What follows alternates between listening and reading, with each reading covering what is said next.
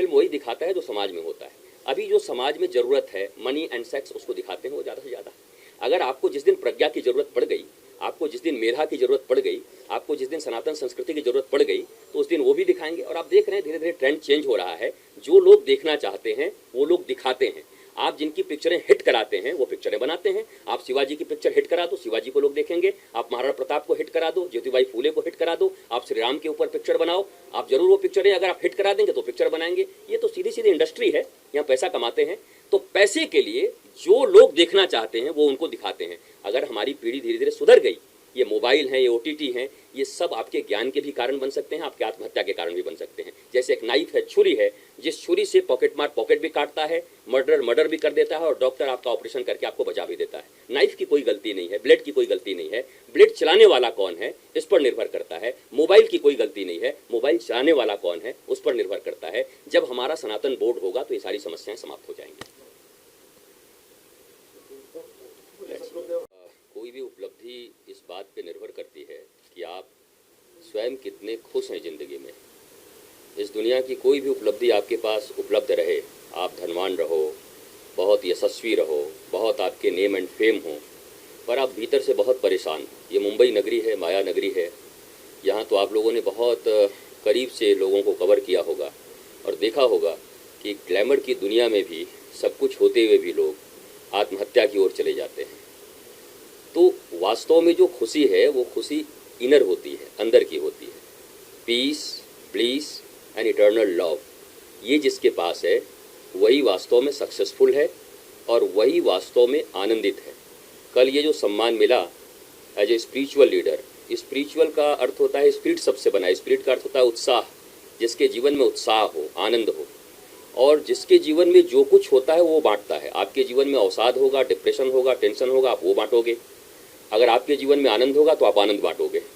तो कल मुझे जो ये अवार्ड दिया गया है डॉक्टर वैदेही के आफ्टरनून वॉइस के द्वारा, और देवेंद्र फडणवीस जो मेरे बहुत नियरेस्ट भी हैं और बहुत अच्छे इंसान हैं, उनके द्वारा ये मुझे दिया गया है, तो एक आह्लाद महसूस हुआ। और ये मैंने अपने देश के लिए और सनातन संस्कृति के लिए और इस देश के अच्छे लोगों के लिए समर्पित किया है।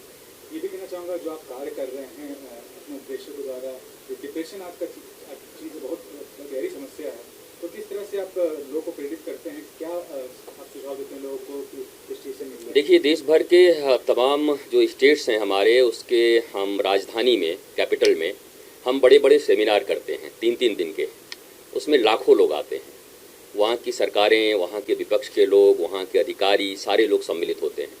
क्योंकि आपके पास सब कुछ है, लेकिन अगर सुकून नहीं है, आपके पास आनंद नहीं है, तो कुछ भी नहीं है। और डिप्रेशन क्यों होता है? मैंने एक ही बात लोगों को कही कि जो प्राप्त है वही पर्याप्त है, नहीं तो सर्वत्र दुख व्याप्त है।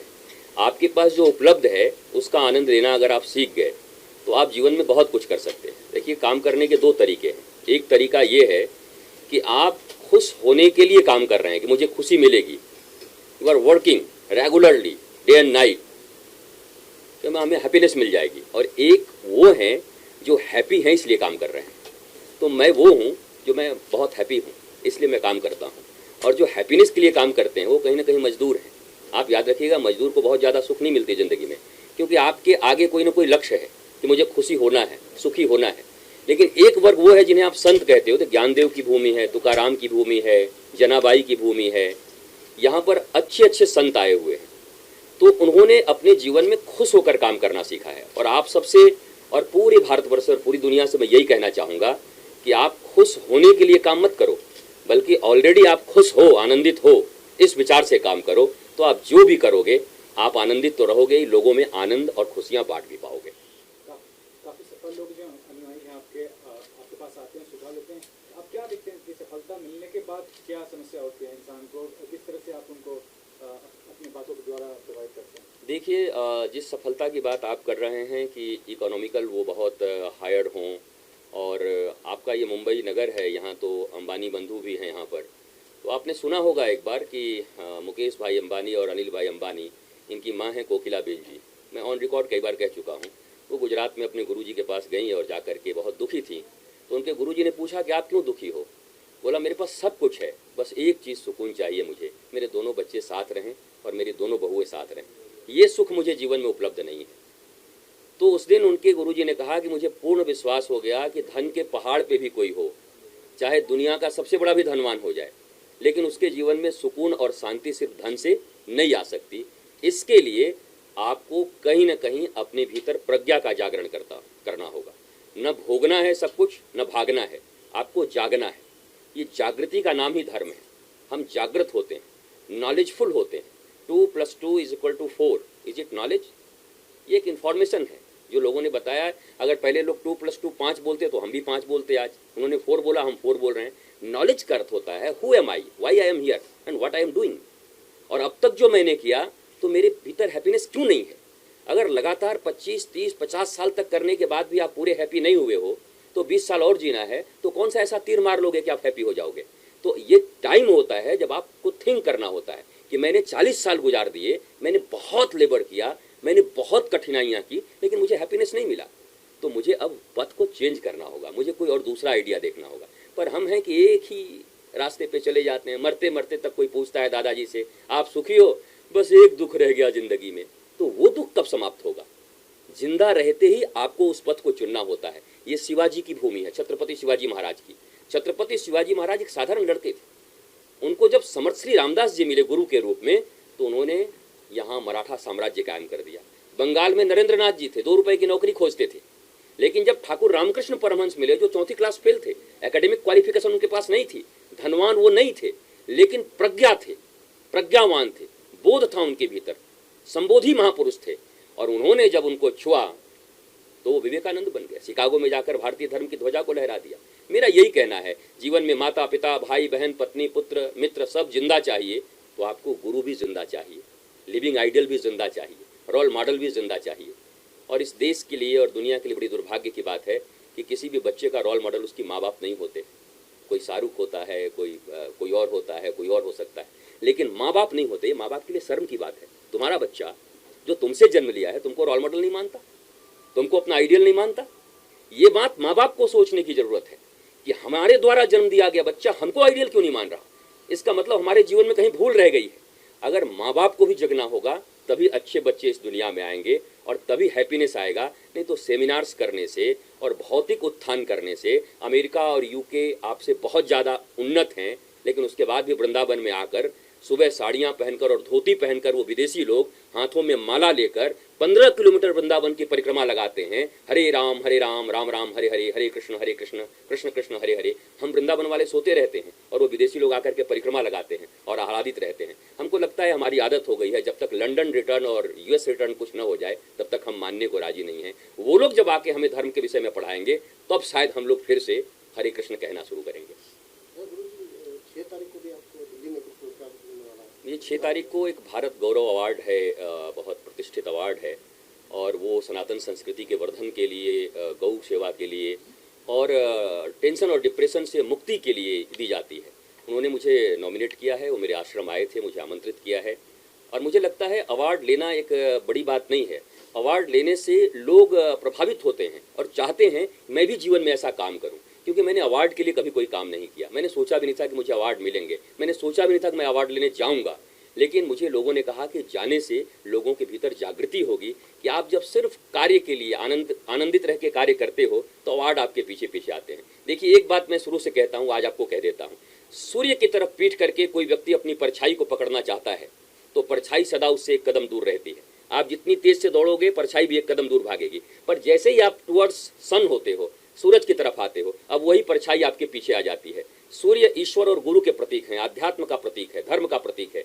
जैसे ही आप ईश्वर, गुरु और धर्म से मुख मोड़कर परछाई रूपी अपने सुख को पाना चाहते हो, दिखाई तो पड़ता है कि अब मिलेगा अब मिलेगा, पर वो आगे आगे एक कदम आगे भागता रहता है। पर जैसे ही आप उनकी तरफ होते हो, अब आप लूजर नहीं चूजर हो जाते हो, वो परछाई आपको फॉलो करती है। ये अर्थ, मान, यश, दुनिया की जितनी भी चीजें आपको फॉलो करेंगी अगर आप जगत पिता के पीछे रहोगे, ऑनेस्टी के पीछे रहोगे। मैंने जीवन में यही सीखा है अपने गुरु से। मैं ऑनेस्टी से अपने काम को करता हूँ, कभी निंदा की और कभी प्रशंसा की मैंने परवाह नहीं की। और आज प्रशंसा अगर मिल रहे हैं तो मैं भारतवासियों को समर्पित कर रहा हूँ।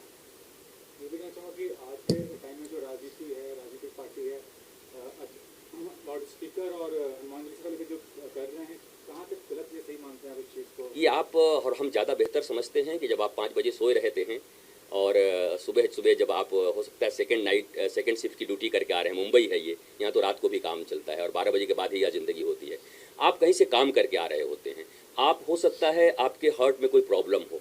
अब ये न्यू एज के अनुसार, धर्म में ये नहीं लिखा हुआ है, न्यू एज के अनुसार बहुत सारी चीज़ें मॉडिफाई की जाती हैं, नया चीज़ होता है। पहले जो दवाइयाँ चलती थी, मेडिकल साइंस ने बनाया था, उसको बैन कर दिया गया, आप खाओगे तो मर जाओगे, अब नई दवाइयाँ बना दी गई हैं। वैसे ही अगर सभी धर्मों के लोग मिलकर, सभी पंथों के लोग मिलकर साउंड पॉल्यूशन के लिए काम करना चाहते हैं, इसमें किसी धर्म विशेष की बात नहीं है, किसी के विरोध की बात नहीं है, किसी के समर्थन की बात नहीं है।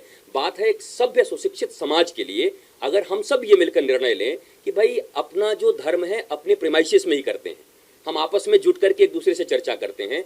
अनवांटेड रूप से जो लोग नहीं सुनना चाहते, चाहे वो हनुमान चालीसा हो, चाहे वो दुर्गा चालीसा हो, चाहे वो अजान हो, हमको कोशिश करनी चाहिए, चाहे वो गुरु ग्रंथ साहब के पाठ हों, हमें अपने प्रीमाइसेस में करना चाहिए। और ये कोई धर्म का मामला नहीं है, ये इंसानियत का मामला है, ह्यूमैनिटी का मामला है और ह्यूमैनिटेरियन ग्राउंड पर इसके ऊपर विचार होना चाहिए। और इस देश में मैं एक बात मानता हूँ कि यूसीसी होनी चाहिए, समान नागरिक संहिता कानून। देश एक, नागरिक एक। आपके घर में 5 बच्चे हों, एक को थोड़ा सा दे दो, दूसरे को थोड़ा दे दो, कोर्ट पहुंच जाते हैं कि भाई बराबर बराबर हिस्सा बांटो। तो इस देश में सभी लोग रहते हैं, हिंदू, मुसलमान, सिख, ईसाई, सब के लिए एक कानून बने, क्योंकि देश हमारे लिए सबसे बड़ा है। नेशन फर्स्ट, भारत हमारे लिए सबसे बड़ा है। तो भारत का एक कानून हो और हम सब भारत के बच्चे जितने भी हैं उस कानून को माने। मैं इसकी मांग भी करता हूं और मुझे नहीं लगता कि कोई मुसलमान, कोई ईसाई इसका विरोध करेगा। सबको पता है एक देश एक कानून रहेगा तो हम लोगों को ज़्यादा लाभ होगा।